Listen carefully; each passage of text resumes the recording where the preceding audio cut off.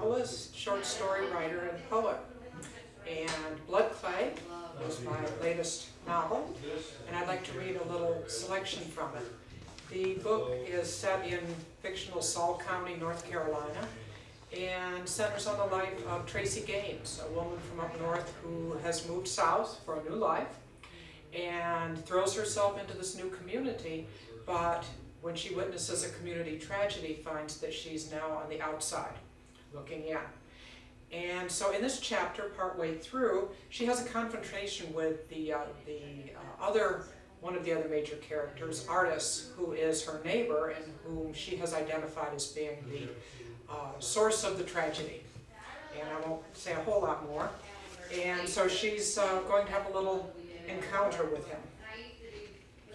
She drove down the narrow cut across from Route 721 to Burnt Cabin, a dirt road left behind in the general improvements.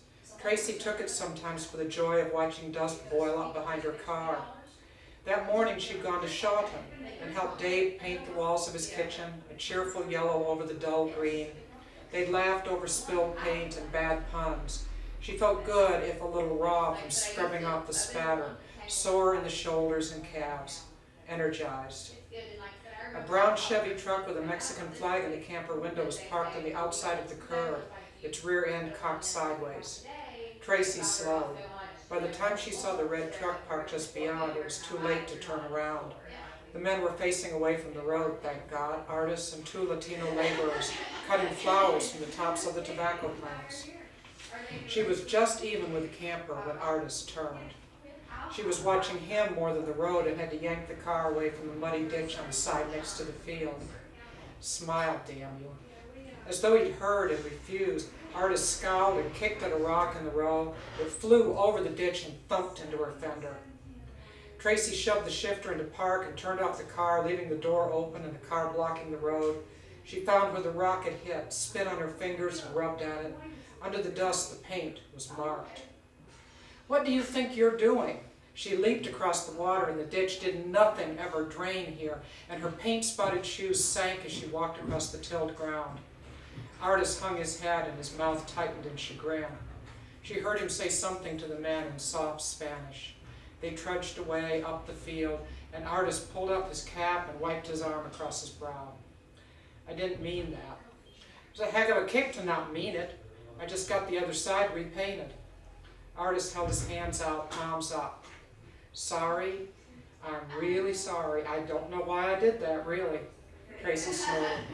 "What am I supposed to say?" Frustration prickled in his voice. "You could say you'll pay to have it fixed." He looked over her shoulder and she glanced back to see Jim coming from the pickup, cradling an aluminum jug. Water darkened the front of his shirt. "Hi, Jim," she said, controlling her voice. "Hey." Jim went to his father and waited as Artis tipped back the jug and took a long drink. He stood just behind his father, backing him up. She realized how his face was beginning to hone down, becoming sharp where it had been soft and childish. Artis unrolled a box of Winston's from his shirt sleeve. "Nice of Miss Gaines to stop and say hello to us, isn't it?" She bit her lip. The boy didn't need to get into this.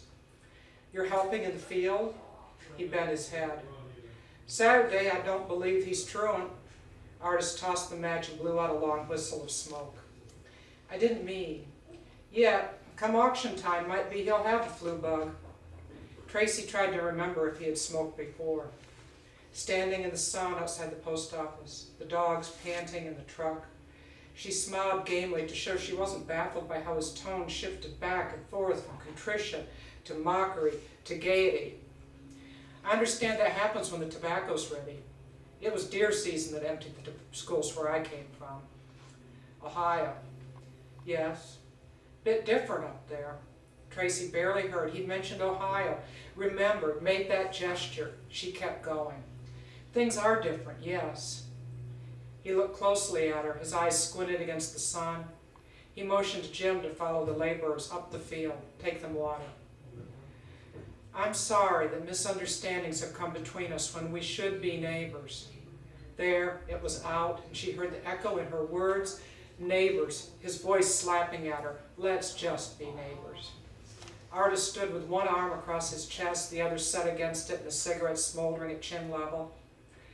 So, I'll say I'm sorry for the rock, and I am. You have anything to say to me? From his stance, she realized too late that he wasn't offering peace. He was expecting surrender. Artist, it's not about you or me. He looked away across the field.